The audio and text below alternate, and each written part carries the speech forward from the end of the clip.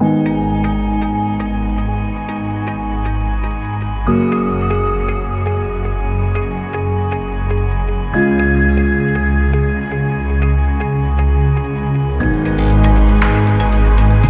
soy Natasha Cristia, soy la comisaria de la exposición Scan Photobooks de la edición 2024. El título de la exposición de este año es Lo posible también es realidad.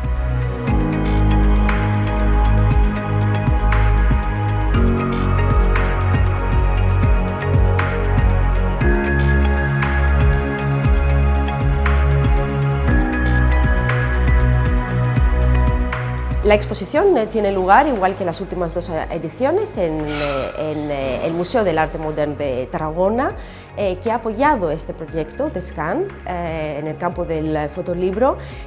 realizando las adquisiciones este año también de los 28 libros que forman parte de la exposición, y a raíz de las temáticas que propone el festival, el museo integra en su biblioteca temáticas específicas, ¿no?, de Scan Photobooks